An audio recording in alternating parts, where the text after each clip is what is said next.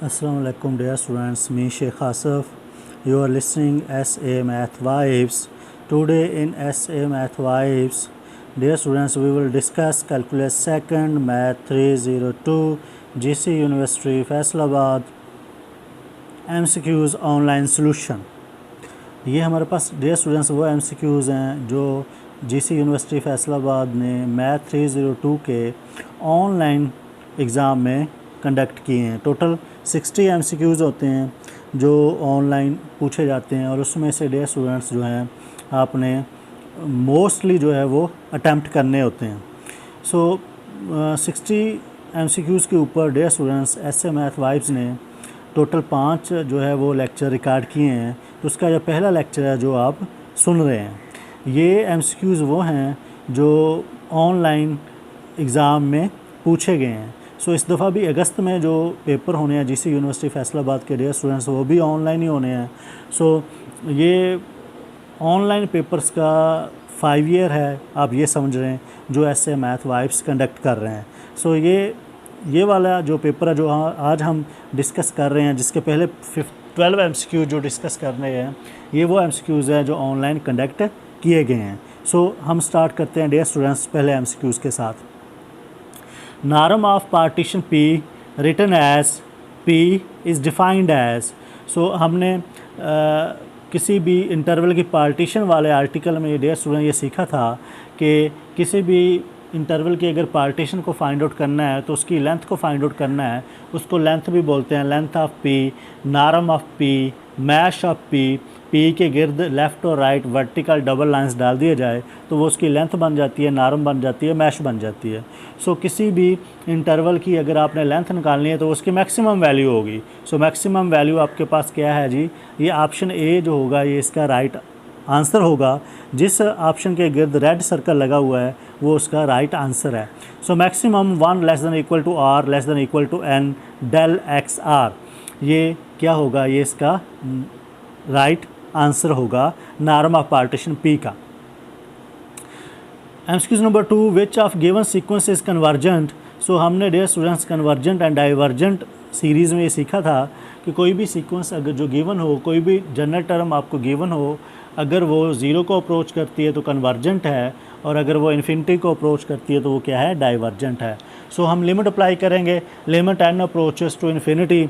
जो टर्म आपके पास 0 को अप्रोच करेगी वो कन्वर्जेंट होगी, जो 0 को अप्रोच नहीं करेगी वो डाइवर्जेंट होगी।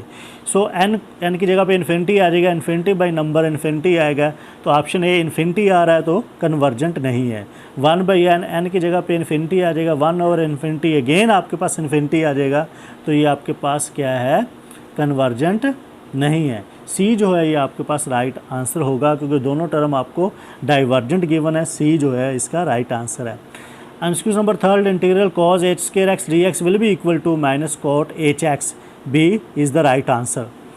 MCQ नंबर 4, इंटीग्रल 1 और 1 minus X square root dx will be equal to sin inverse x because derivative of sin inverse x equal to 1 over 1 minus x square under root dx and integration of 1 over 1 minus x square root dx will be equal to sin inverse x।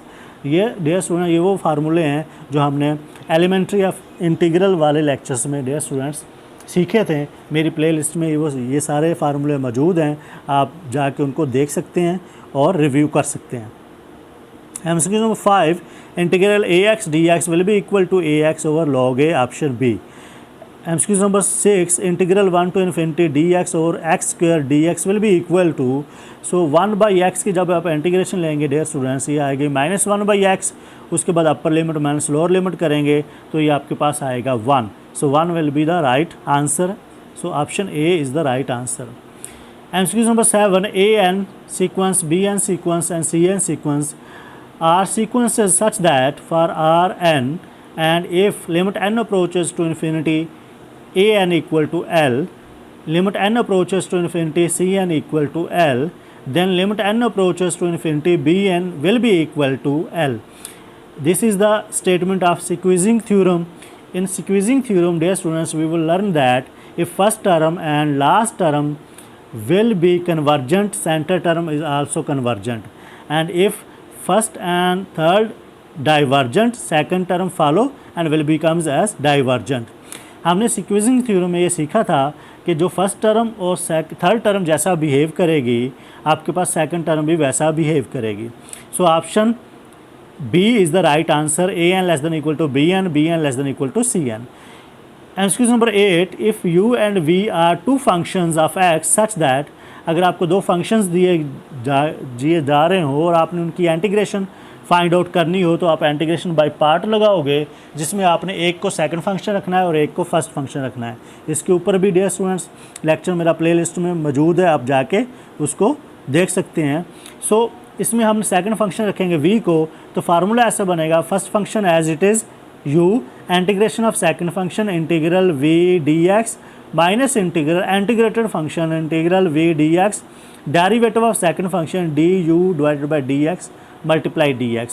तो option A will be the right answer. MCQs number 9, dx integral F F X D X will be equal to A X, क्योंकि derivative से integration cancel हो जाएगा, A is the right answer. MCQs number 10, if function continuous AB closed interval and there is differentiable function f on AB open interval such that f dash x will be equal to f of x, then ये आपके पास fundamental theorem of calculus की statement है dear students, जो कि equal होती है integral a to b f of x dx equal to f of b minus f of a, b is the right answer. a n equal to 1 plus 1 by N converge to limit n approaches to infinity apply करेंगे तो 1 by infinity 0 आ जाएगा, सो 1 plus 0 equal to 1, तो b is the right answer हो जाएगा। MCQ number 12, integral a to b f of x dx will be equal to minus integral b to a f of x dx, because हमने definite properties of definite integral में ये सीखा था कि अगर हम लिमिट को चेंज करना चाहें तो कर सकते हैं डियर स्टूडेंट्स, बाहर माइनस का साइन आएगा। सो कैलकुलस सेकंड मैथ 302 के पहले 12 एमसीक्यूज़ का सलूशन है ये। आने वाले जो है 12, 13 से लेकर 24 एमसीक्यूज़ का सलूशन इंशाल्लाह नेक्स्ट वीडियो में आ जाएगा। उम्मीद है आप इन एमसीक्यूज़ को सीखेंगे और इनके आंसर्स को समझने की कोशिश करेंगे, और आपका जो ऑनलाइन एग्ज़ाम होगा अगस्त में, आप डियर स्टूडेंट्स इससे बेनिफिट उठाएंगे और अपने नंबर्स को इंक्रीज़ करेंगे। अल्लाह हाफिज़।